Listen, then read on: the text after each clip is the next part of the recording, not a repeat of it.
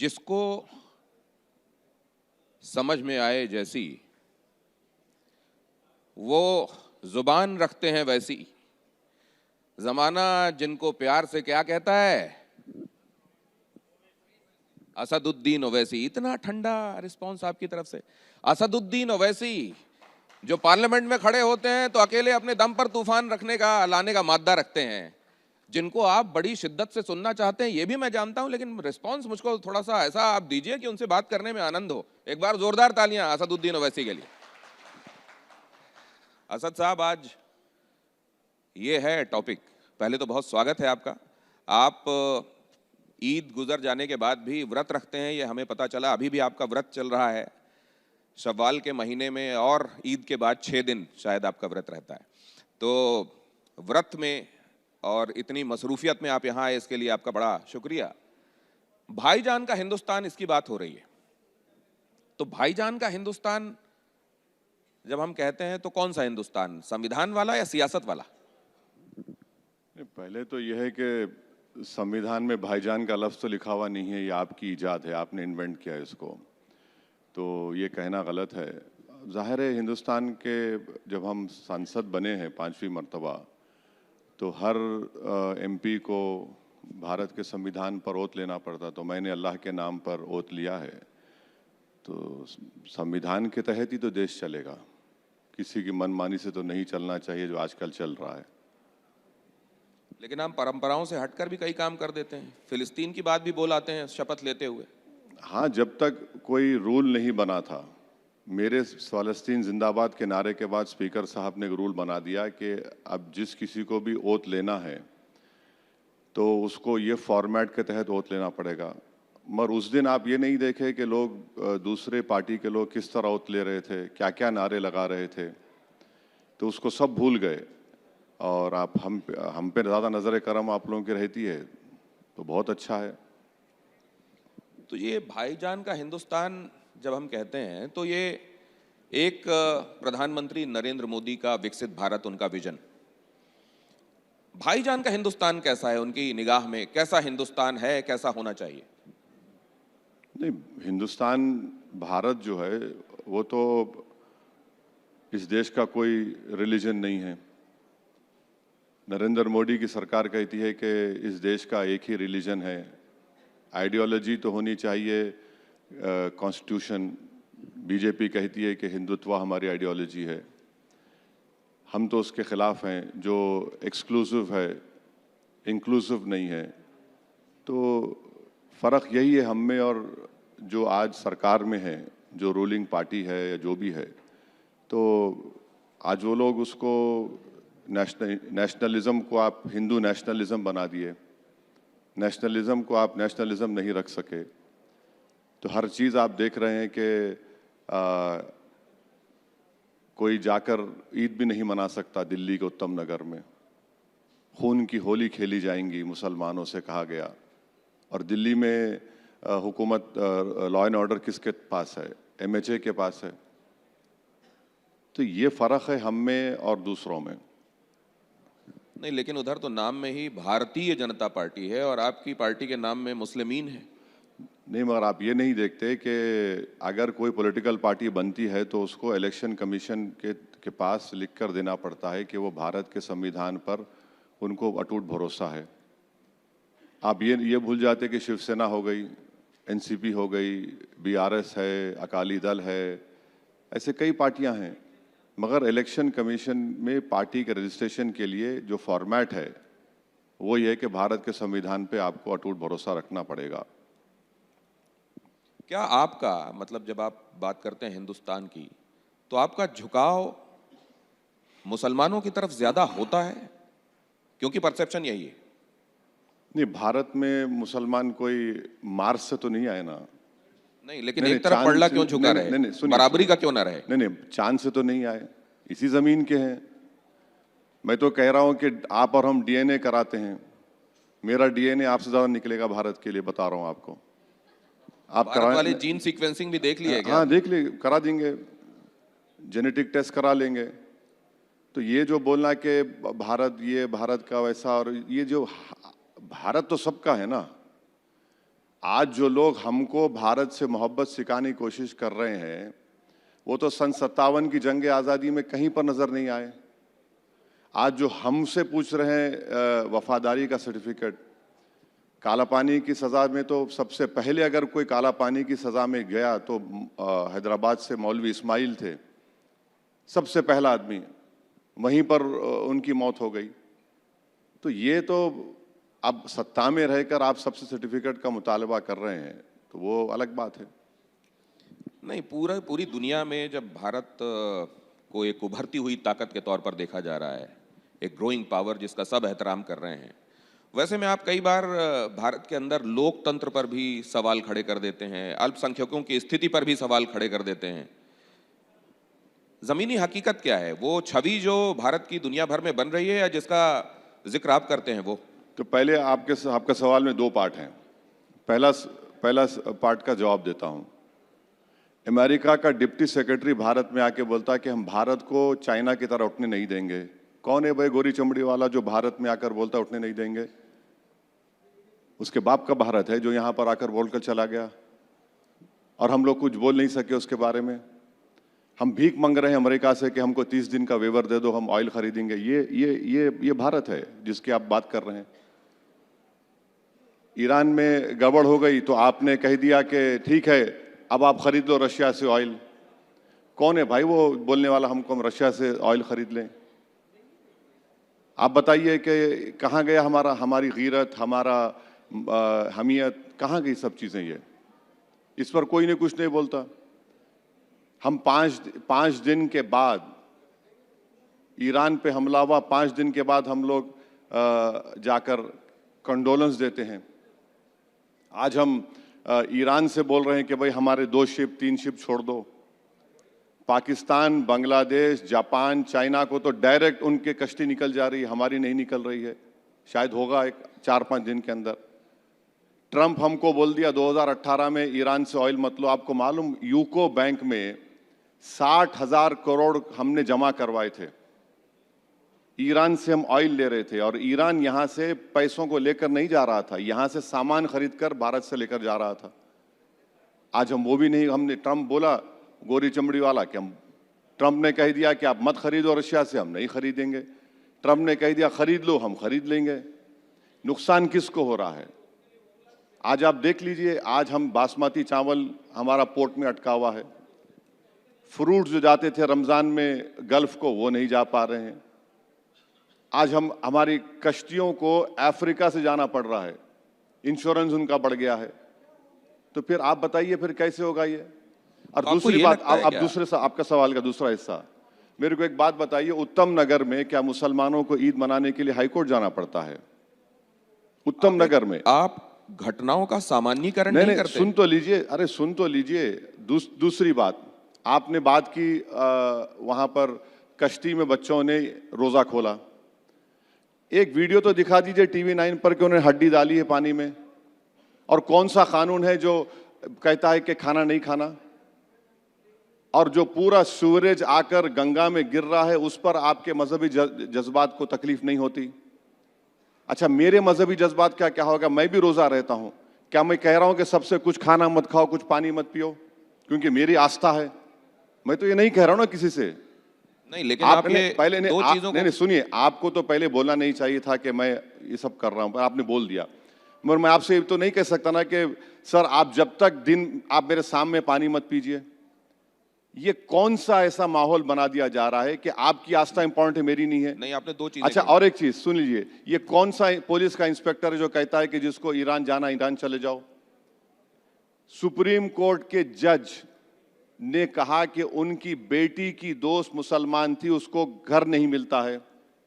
Supreme court के जज ने कहा उनकी बेटी की दोस्त मुसलमान है, उसको घर नहीं मिलता है। आप उठाकर देख लीजिए, यही तो सब हो रहा है ना। तो आप दुनिया भर अच्छा, में... फिर इलाहाबाद हाई कोर्ट ने कहती है कि प्राइवेट प्रॉपर्टी में आप नमाज पढ़ सकते, क्या आप किसी और धर्म के लोगों को रोक सकते? ये इलाहाबाद हाई कोर्ट ने कहा। इन शॉर्ट ये बता रहा हूं कि ये हाल देश का है। मैं ये कह रहा हूं आपसे कि आप घटनाओं का सामान्यीकरण क्यों करते हैं? कुछ एक घटनाओं को आप ये क्यों कहते हैं कि ये तो पूरे कुएं में भांग घुली हुई है?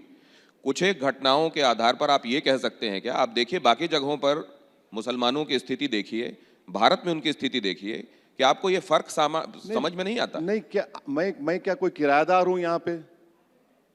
वहां क्या हो रहा है, यहां क्या हो रहा है, मुझे क्या करना है? मैं देश का हूं ना, देश मेरा है, मैं देश की बात करूंगा।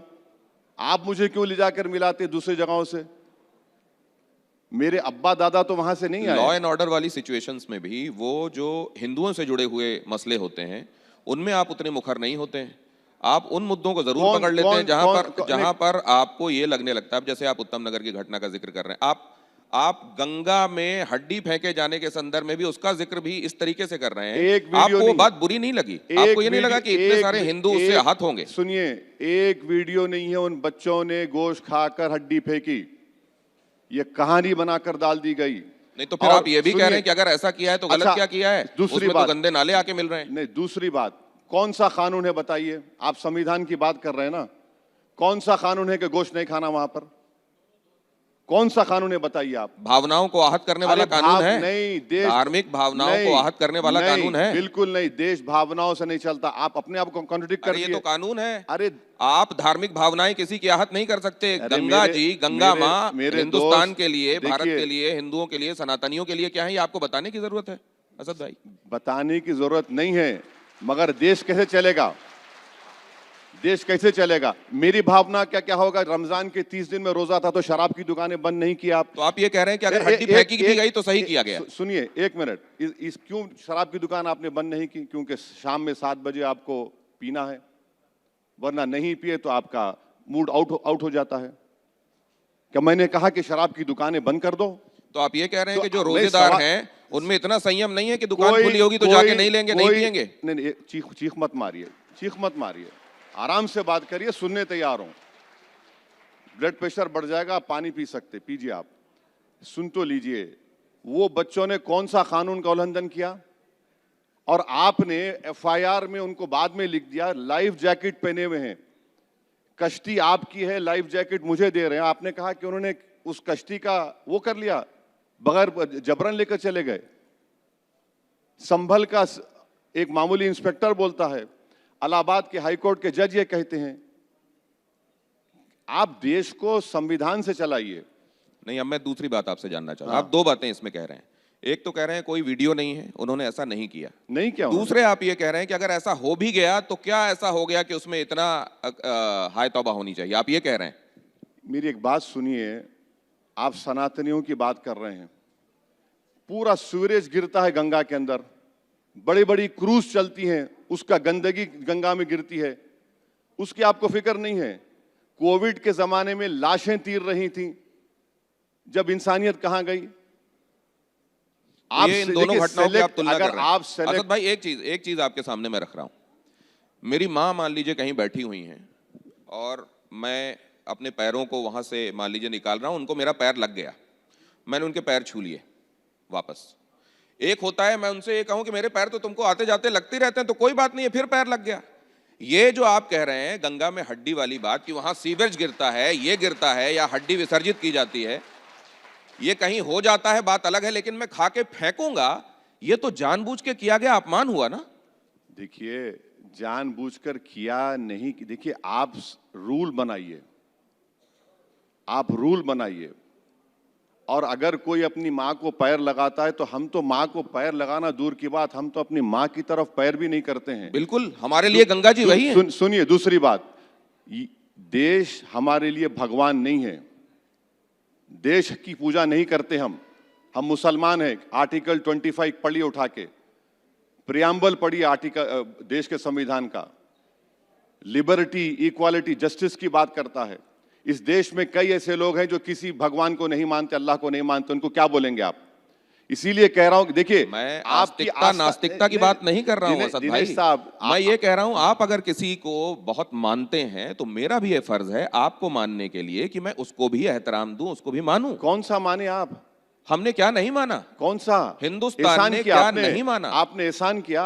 एहसान नहीं, अब माना तो एहसान किया और नहीं तो नहीं माना। ये तो चित भी मेरी, पट भी मेरी हो गई। एक बात सुनिए, ये जो आपका मामला है ना, आपके सवाल की सोच जो आ रही है कि हम बड़े हैं, और दूसरे हमसे छोटे हैं। बिल्कुल नहीं, बिल्कुल है। बिल्कुल यही नहीं, यही बिल्कुल यही नहीं। इसमें ज़हनियत के भावना मज़ाहिर सिर्फ आप इतनी कर रहे है, हैं। आपको बताने मैं की आपको आवश्यकता नहीं है देखिए कि संविधान गंगा इस देश के लिए क्या है, आपको बताने की आवश्यकता नहीं है असद भाई। क्या उसमें ये कहना कि उसमें अगर मान लीजिए कहीं कोई सीवरेज गिर रहा है, उसकी आलोचना होनी चाहिए। हाँ, उसमें हड्डी तो विसर्जित किए जाने की भी आलोचना सुनिए, नहीं। अगर लेकिन खाकर हड्डी अगर फेंक, आपकी लॉजिक को मान लिया जाए तो आपकी मां पर सूरज गिरता रहे और आपको तकलीफ ना हो, आपकी लॉजिक को मान लिया जाए उसी तकलीफ तो, के लिए और आपको तकलीफ नहीं हो रही है, प्रयास किए जा रहे हैं। और आपको ये भी मालूम होगा आपकी लॉजिक ये है कि आप गंगे और स्वच्छ गंगा के तहत आपकी लॉजिक ये है कि आपकी मां पर ये सूरज गिरता जाए, आपको मैंने तकलीफ नहीं, ना हो। बिल्कुल तकलीफ, अगर अनजाने में पैर लगा, मैं वही कह रहा हूं पैर कि वो का भी नहीं, गलत है। गंदगी गिर रही है, ये दोनों गंदगी चीजों गिर, को आप आपको जो तकलीफ कंपेयर नहीं हो कर रही रहे है। हैं। अच्छा, मुबारक हो अब ये आपको। जरा देखिए, दो चीजें कही जा रही हैं कि वहां पर सीवरेज का गिरना ये भी आपके लिए तकलीफदेह होना चाहिए, बहुत ज्यादा तकलीफदेह होना चाहिए, बात बिल्कुल सही है, होना चाहिए। लेकिन खाकर गंगा में हड्डी फेंके जाने का मसला क्या वैसा ही है जैसे सीवरेज का गिरना? आप में से कितने लोग ऐसा समझते हैं, कृपया हाथ खड़ा करें, कि एक जैसी घटना है ये एक जैसी घटना देखिए यहां बैठे किसी आदमी को नहीं लग रही। नहीं, मैं देखिए ये पूरे मान भी लें, ये गंगा का पृथ्वी पर अवतरण ही अस्थियों को विसर्जित करने के लिए हुआ है। हेमंत जी कह रहे हैं कि ये हाथ खड़े करने से तय नहीं होगा। ये तो हुआ ही इसीलिए। सुनिए, आप और ये दोनों लड़ रहे हैं, आप तय कर लीजिए पहले क्या है। वो आपके बॉस हैं, आप एक बात कर रहे हैं, वो अलग बोल रहे हैं, आप अलग बोल रहे हैं, तो आप मुझे क्यों बीच में ला रहे हैं? भाई मेरा हाल फंस गए रजिया गुंडों में। आप डिसाइड कर लीजिए पहले, आप दोनों क्या करना चाह रहे हैं। अस्थियों का विसर्जन अलग बात है और खाकर, उनका कहने का तात्पर्य है कि खाकर फेंका जाना अलग है, विसर्जन अलग है। आपको बोल रहा हूं, कोई वीडियो दिखाओ, आप वीडियो दिखा दो, अब टीवी 9 पे वो बच्चों ने किया। तो आप ये कह रहे हैं कि मामला आस्था का नहीं, पॉलिटिकल है? सुनिए, देखिए, ये एक पूरे यूपी में या तो बुलडोजर चलेगा या गोली चलेगी, और फिर नमाज पढ़ने, प्राइवेट जगह है तो नहीं पढ़ सकते, इलाहाबाद हाईकोर्ट को करना पड़ेगा। दिल्ली में, देश की राजधानी है, उत्तम नगर में बोला जाएगा खून की होली खेलेंगे तो हाईकोर्ट जाना पड़ता है। ये सब मिसालें क्या बता रही हैं कि रूल ऑफ लॉ नहीं रहेगा, फिर जिसकी लाठी उसकी भैंस होगा। तो फिर आप अनार्की की तरफ जा रहे हैं। रूल ऑफ लॉ नहीं रहेगा, जिसकी लाठी उसकी भैंस, क्या असदुद्दीन ओवैसी ये बताने का प्रयास कर रहे हैं कि ये जो है, ये मसला ज्यादा पॉलिटिकल है, ज्यादा सियासी है?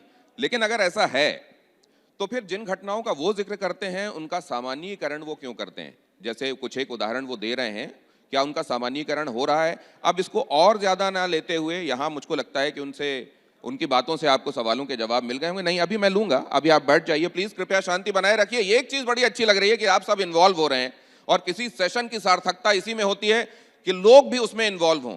वैसे मैं आप लोगों को एक बात बता दूं, आज जो असद भाई के साथ ये सेशन हो रहा है, ये सिर्फ 15 मिनट का सेशन नहीं है, ये 15 मिनट से ज्यादा वाला सेशन है। तो तालियां एक बार जोरदार होनी चाहिए। अब जरा इस चर्चा को आगे बढ़ाता हूं।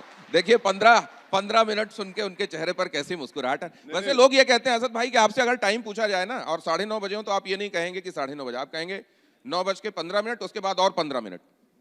मेरी घड़ी में तो आपकी घड़ी टाइम गलत है, मेरी घड़ी में कुछ और टाइम बता रहा है। अच्छा, ये जो 28 तारीख से पिछले महीने शुरू हुआ, इसमें किन किन चीजों को आपने ऑब्जर्व किया? 28 तारीख से क्या इजराइल, अमेरिका। 28 तारीख से क्या शुरू हुआ? ये जो युद्ध शुरू हुआ, किसने शुरू किया?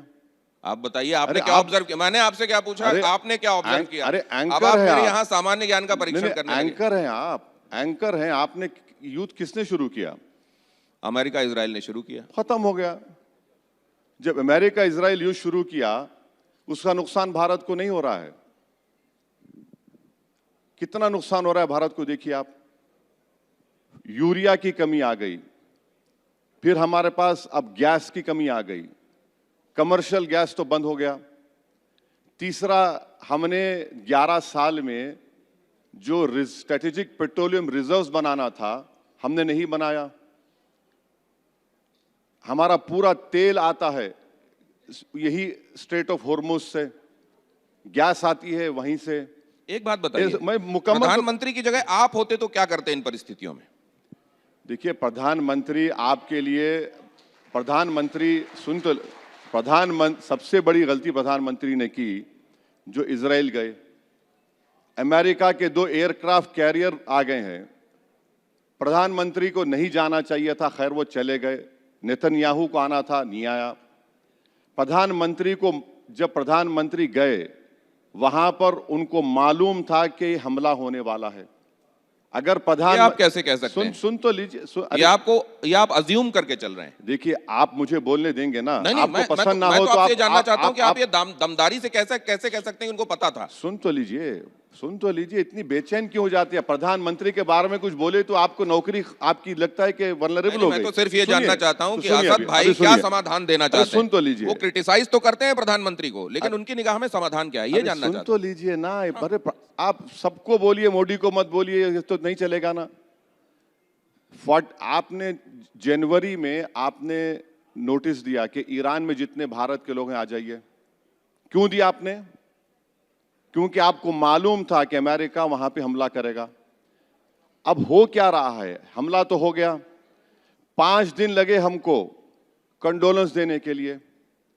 7 दिन के बाद हमने वो 160 स्कूल के बच्चों के मरने पर बात की। हाँ, हमारी दावत पर ईरान की नेवी विशाखापट्टनम को आती है और हमारे तरफ से एक कंडेमनेशन तो छोड़िए, कंडोलेंस तक नहीं जाता। तीसरी बात, अगर हम यूएस के स्ट्रेटेजिक एलाई है तो यूएस ने भारत को बताया था कि सब तमाशे करने वाले हैं। नुकसान किसको हो रहा है? नुकसान भारत को हो रहा है। 1 करोड़ भारत के नागरिक वहां से हर साल 40 से 50 बिलियन डॉलर का फॉरेन एक्सचेंज भी जाते हैं। उसको आप क्या करेंगे? अगर वो वापस आना शुरू कर दिए तो यहां पर तो कोई नौकरी नहीं है। यहां पर तो कोई नौकरी नहीं है ना, बताइए। दिल्ली, बॉम्बे के पोर्ट पर जाइए, महाराष्ट्र के किसान गाली दे रहे हैं कि उनका सामान नहीं जा रहा है। उसकी जिम्मेदार कौन है बताइए आप?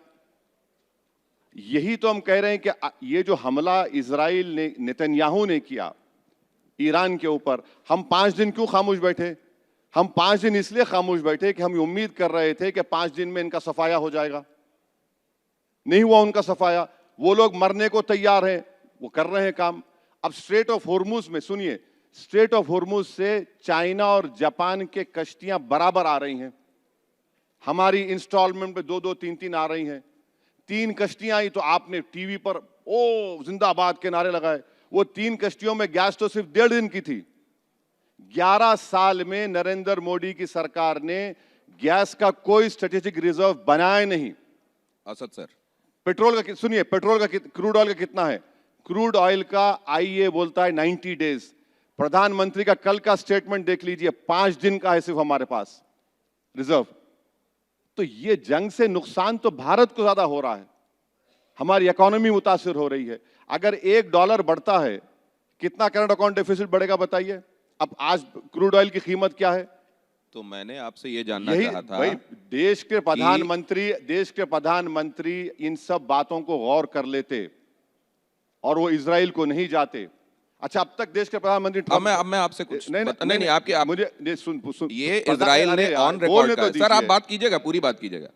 देखिए, आप मुझे बुलाए हैं मेरे सुनने के लिए, आपकी बात तो सुनने नहीं आया हूं। आपकी बातों में ही कुछ जोड़ना चाह रहा हूं। मत जोड़िए मेरी इजराइल बात, ने ये बात ऑन रिकॉर्ड कही है कि प्रधानमंत्री जब आए उस वक्त तक ये डिसाइड नहीं था कि ये युद्ध होने वाला है। एक बात बताऊं आपको झूठा साबित कर दूंगा मैं। TV9 के वो तमाम वीडियोस निकाल दूंगा मैं और सोशल मीडिया पे डाल दूंगा कि आप लोग चला रहे थे, युद्ध होने वाला है। आपको मालूम तो मोदी को नहीं मालूम। क्या बात कर रहे हैं आप? ये बात ठीक चला रहे हैं। ये बात ठीक है कि संभावनाएं जिस तरह की तलखी बढ़ रही थी, ये संभावनाएं लग रही ठीक है, लेकिन युद्ध हो रहा है, ठीक नहीं है। आधिकारिक रूप से युद्ध हो रहा है। अगर ये होता तो हम लोग ये कह रहे होते कि आधिकारिक युद्ध हो रहा है, तय मानिए। अरे भाई साहब, TV9 पर बैठकर आप लोग चला रहे थे, हू जा रहा है, जेट जा रहा है, ये होगा, आग निकल रही है। आपको मालूम और मोदी को नहीं मालूम।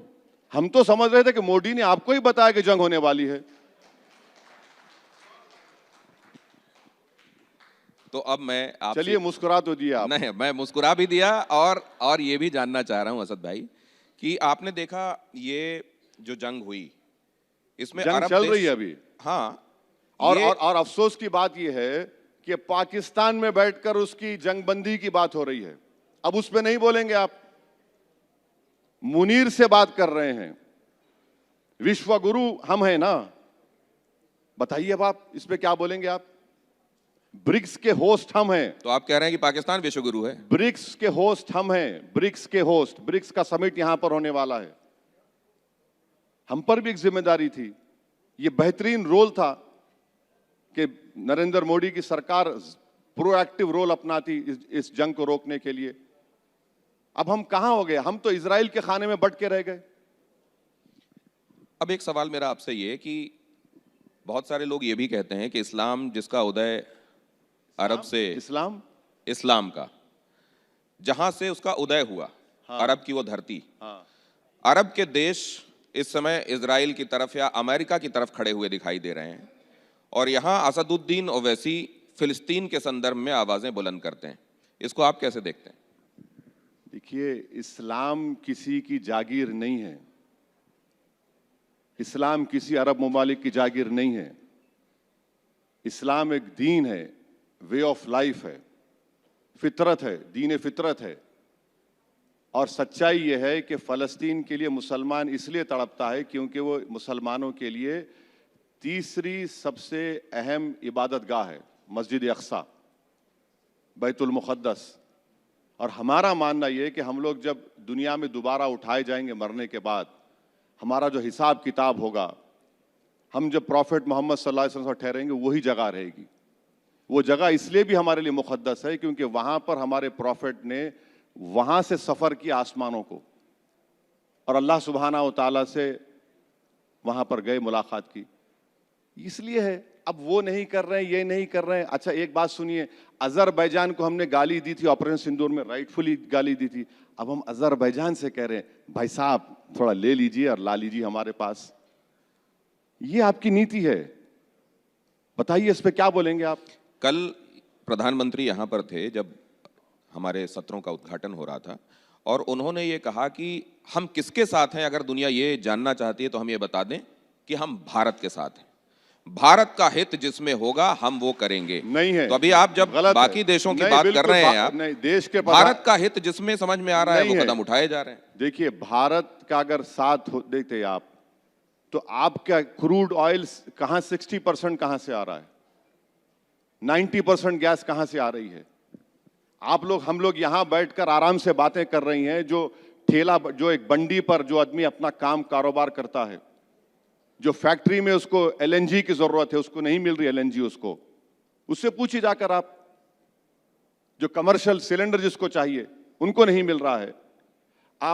कितना अभी खारिफ सीजन शुरू होने वाला है, कितना एमटी यूरिया की जरूरत है? 7 खाली, 19 की जरूरत है, हम वो भी नहीं दे पाएंगे। एमआरआई मशीन के लिए हीलियम की जरूरत है, वो भी नहीं दे पाएंगे। ये देश के हित में हो रहा है। आपने तो प्रीमियम पेट्रोल को बढ़ा दिया। जब ये चुनाव खत्म हो जाएंगे, देश को तैयार रहना पड़ेगा, पेट्रोल डीजल की कीमत बढ़ेंगी क्योंकि अब ये चुनाव है, चुनाव जीतना है। तो जैसा चुनाव होगा पेट्रोल डीजल की कीमतें बढ़ जाएंगी। मैं इसलिए भी आपसे ये जानना चाहता हूं, आपने एक बात कही कि देखिए मुस्लिम देशों से ही तेल आ रहा है, उस तेल से परहेज नहीं। नहीं नहीं नहीं, एक बात सुनिए, मैंने क्या कहा था कि मुंबई में एक पिक्चर को देखने के बाद आरएसएस के आइडियोलॉजी से मुतासिर ऑर्गेनाइजेशन ने थिएटर के अंदर लोगों से कसम दिलाई कि हम मुसलमानों का समाजी बायकॉट करेंगे। सबसे पहली बात तो यह कि संविधान के खिलाफ है किसी का सोशल बायकॉट, ये क्राइम है। और दूसरी बात मैंने कही थी कि मुसलमानों का बायकॉट आप करेंगे तो फिर तेल कहां से ले रहे हैं? क्या सऊदी अरब ने, कुवैत ने, यूएई ने, इन तमाम अरब ममालिक ने प्रधानमंत्री को बड़े से बड़ा अपना अवार्ड से नहीं नवाजा? क्या 1 करोड़ लोग भारत के इन अरब ममालिक में काम नहीं कर रहे हैं? $50 बिलियन का फॉरेन एक्सचेंज आता है भारत को, सब सेकंड हाईएस्ट। आप ये भी नहीं देख रहे हैं। आप ओवैसी से नफरत करो मगर उन लोगों को क्या पैगाम दे रहे हैं आप बताओ? ये बोल रहा हूं, संविधान के खिलाफ है पहले तो सोशल बायकॉट करना। उन पे अब तक केस नहीं बुक हुआ, उनके ऊपर किसी पर भी एक केस, लीगल केस बुक नहीं हुआ जो ओपनली कह रहे हैं कि मुसलमानों का बायकॉट करो। कहां जाएगा फिर? आप तो रूल ऑफ लॉ की धज्जियां उड़ा रहे हैं। रेडिकलाइज कौन हो रहा है? किसको संविधान पे भरोसा है बताइए आप? आपने इस दौरान क्या ये भी देखा कि शिया और सुन्नी डिवाइड भी बहुत उभर कर सामने आ गया इस जंग के दौरान? नहीं, आपके दिल के अरमा आंसुओं में बह जाएंगे। क्या अरमा लग रहे हैं आपको मेरे? आपके अरमा आंसुओं में बह जाएंगे। कोई शिया सुन्नी इख्तलाफ था ना होगा, ना कभी इस पे होगा। सच्चाई की जहां बात आएगी सब एक होकर बोलेंगे। आप लोग कोशिश कर रहे हैं कि शिया सुन्नी का कुछ हो जाए, नहीं होगा, कुछ नहीं होगा। तो अरब कंट्रीज के बीच में और अरे ईरान के बीच में अरे जो हो रहा है वो शिया सुन्नी डिवाइड की वजह भाई से साहब, नहीं? वो मेरे अब्बा नहीं है। वो आपके कोई रिश्तेदारी है तो उनसे पूछ लीजिए। नहीं, लेकिन आप तो रिश्तेदारी जोड़ लेते हैं जब तेल वहां से आने की बात करते हैं कि वो मुस्लिम कंट्री अरे से तेल भाई, आ रहा है। देखिए, वो देखिए ना, इजराइल हम पे एहसान कर रहा है ना कोई कर रहा है। हम पैसे देकर ले रहे हैं। आपका हमारा पैसा जाकर हम तेल खरीद रहे हैं। तो वो कर रहे हैं तो मैं तो उनका नुमाइंदा नहीं हूं। आप उनसे पूछ लीजिए बुलाकर। दिल के अरमा वैसे असम में भी मुसलमानों के बहुत हैं, और बदरुद्दीन अजमल के भी अरमान हैं कि असदुद्दीन ओवैसी आए, हाथ मिलाएं और साथ में चुनाव लड़ें। नहीं, जा रहे हैं आप असम? आपने कहा हेमंता बिस्व शर्मा का वो वीडियो आपने जिक्र किया जिसमें गोली मारते हुए दिख रहे थे। नहीं, हेमंत बिस्व शर्मा ने तो गोली मारने का वीडियो बनाया। और किसको गोली लग रही है भाई? मुसलमान को। हेमंत बिस्व शर्मा मुख्यमंत्री हैं, संविधान पर ओत लिया और कह रहे हैं कि मियां मुसलमान को 2 रुपये कम दो। अरे अगर उसको 2 रुपये चाहिए हेमंत बिस्व शर्मा, तो मैं दे देता हूं 2 रुपये उसको। आप लोगों को क्यों बोल रहे हैं 2 रुपये कम दो? आप तो मुख्यमंत्री है ना। आप कह रहे हैं कि मैं ऐसा माहौल पैदा कर दूंगा कि पूरे मियां निकल के भाग जाएंगे। वो तो कहते हैं मैं घुसपैठियों की बात करता हूं। घुसपैठी, मियां मतलब घुसपैठी है। घुसपैठी का रिकॉर्ड क्या है? सुप्रीम कोर्ट मॉनिटर्ड एनआरसी हुआ। 20 लाख लोगों के नाम उस एनआरसी में नहीं आए। कितने मुसलमानों के नाम है? 2 लाख, 2.5 लाख समझिए। 17.5 लाख तो नॉन मुस्लिम है। सुप्रीम कोर्ट मॉनिटर्ड एनआरसी में आसाम में। बताइए कौन कौन घुसपैठी है फिर?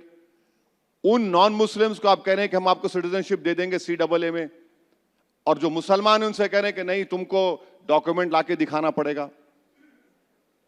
आप तो अच्छा, BSF आपके पास, होम मिनिस्टर आपका, मुख्यमंत्री आप हैं। घुसपैठी कहां से आ रहा है भाई? उड़ के आ रहा है क्या? अब घुसपैठी की आप बात कर रहे हैं।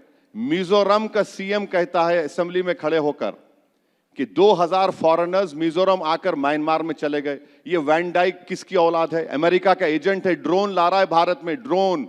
ड्रोन से हमला करने की ट्रेनिंग दी जा रही है। असद भाई, बहुत सारी बातें आपसे करना चाहता हूं, लेकिन मेरे को बताया जा रहा है कि वक्त अब मेरे पास कम है, तो 2-3 चीजें जल्दी जल्दी आपसे जानना चाहता हूं। पूछिए, मैं तो बैठ के हुमायूं तैयार हूं। कबीर के साथ आपका, हुमायूं कबीर के साथ वो कह रहे हैं मैं यहाँ बंगाल का ओवैसी हूं। अब क्या हर राज्य में अलग अलग तरीके के ओवैसी होंगे क्या? अरे बहुत अच्छा है, बुरी बात क्या है? ओवैसी होना बुरी बात है क्या? ऑनर की बात है। ये तो खुश होना चाहिए आपको। आपको मुझसे, और वो कह रहे हैं मेरे बगैर सरकार बनेगी नहीं, मैं जिसको समर्थन दूंगा वो सरकार। तो अगर भारतीय जनता पार्टी सरकार बनाने वाली स्थिति में आई और समर्थन चाहा तो? नहीं नहीं नहीं, वो इस तरह की बात नहीं कर रहे हैं। बीजेपी को हराने की बात भी कर रहे हैं। बीजेपी को हराएंगे, वहां पर बीजेपी को हराएंगे, TMC को भी हराएंगे, अपने जो कैंडिडेट्स उनको कामयाब करेंगे, उसको करेंगे। देखिए, ममता बनर्जी का जो मामला है, जो आप लोग नहीं बता रहे हैं, 5 लाख OBC सर्टिफिकेट कैंसिल हो गए मई 24 में। उसमें ज्यादातर मुसलमानों के हैं। और फिर आप देख लीजिए, जो कैजुअल लेबर है, सेल्फ एम्प्लॉयमेंट है, सैलरीड सेक्शन में सबसे कम मुसलमान है। वर्ल्ड हेल्थ ऑर्गेनाइजेशन का जो लिमिट है, पानी के नीचे, जमीन के जो पानी जो है, मालदा मुर्शिदाबाद में सबसे ज्यादा आर्सेनिक वहां पर है।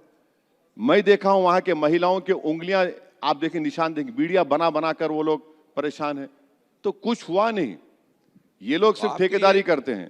आपके ये मुद्दे बड़े कंसर्न वाले हैं, और आप ऐसा करें कि कुछ ऐसे गठबंधन बनाएं, कुछ ऐसे गठजोड़ बनाएं कि आप आखिरकार सत्ता तक पहुंचे और लोगों के लिए काम कर पाएं। ये फिजिबल क्यों दिखाई नहीं? अभी आप यहाँ पर अखिलेश यादव आए हुए थे हमारे सत्ता मंच में, उनसे हमने पूछा कि अब आने वाले चुनावों में तो ओवैसी साहब आपके साथ होंगे, अगर वो आपके दरवाजे पर मान लीजिए गठबंधन की बात लेकर आते हैं तो आपका क्या इसमें रिएक्शन होगा? उन्होंने कहा PDA के लिए जो जो काम कर रहे हैं लोग, वो सब साथ में होंगे। नहीं, लेकिन तो, ना हाँ कहा ना कहा। आप गवाह हैं। वो जब जा रहे थे यहां से, मुझे बोले मेरे खिलाफ मत बोलो, मेरे खिलाफ मत बोलो। बोल के गए मेरे खिलाफ मत बोलो। अब ये देखिए, पीडीए की बात तो करते हैं, मगर पीडीए में मुसलमान नहीं है। पीडीए की बात बहुत करते हैं, कुछ है ही नहीं वहां पर मुसलमानों के लिए। वो तो अलग अपनी राजनीति कर रहे हैं। अल्पसंख्यक है, वो तो ए मतलब अल्पसंख्यक बताते हैं। कहा नहीं नहीं, वो तो और वो दूसरा हो जाता है, वो ये दूसरा हो जाता है। तो ये सब बातें हैं उनकी, जमीन पर कुछ है ही नहीं है उनके पास, ना तो कोई प्रोग्राम है, ना कोई आगे बढ़ने का प्रोग्राम है। इल्जाम लगाना, लगाएंगे हम पे इल्जाम, हम जाएंगे यूपी में, हम अलायंस करेंगे कई अच्छा, पार्टियों इसको के दूसरे साथ। तरीके से पूछता हूं, अगर मान लीजिए अखिलेश आपको ये न्योता देते हैं कि आओ हाथ मिलाएं और साथ में लड़ें, तो आप गले मिलेंगे? अरे भाई साहब, पहले तो बोले ना कुछ। वो बिहार में क्या हुआ देखा आपने? बिहार में कितना गाली दी हमको। लेकिन फिर भी आप तेजस्वी को कहीं समर्थन देते हुए दिखाई देते हैं। उसके बाद क्या हुआ? किसकी वजह से एडी सिंह नहीं जीते? आप वो नहीं बोलते हैं? बोलिए एडी सिंह क्यों हार गए? किसकी वजह से हारे एडी सिंह? बोलिए। अरे रुक क्यों गए? जबान तो हिलाइए। कांग्रेस ने साथ नहीं दिया। हाँ, कांग्रेस ने साथ नहीं अरे दिया। इतना जोर से बोलिए, इतना सुकून से क्यों, तकलीफ से बोल रहे हैं? हम क्या थे जब वहां पर? अब हमको क्या गाली देंगे आप? अब हम बंगाल जाएंगे, शुरू हो जाता फिर वो पुराना कैसेट। हम लोग हैदराबाद में इस तरह की जो बात होती है, उनको कहते हैं ये खादर खां के खट्टे डायलॉग है, वही शुरू हो जाएंगे आप। तो ये चीज है। तो अब तो चुनाव आगे हैं, बंगाल सामने है, आपसे बातचीत होती रहेगी। आज आपने वक्त निकाला, इसके लिए बहुत शुक्रिया। Thank you. तो आपने देखा, जुबां में असर, दिल में तूफान रखते हैं, अकेले खड़े हों तो भी हजारों की शान रखते हैं। बहुत धन्यवाद हमसे आज वक्त साझा करने के लिए।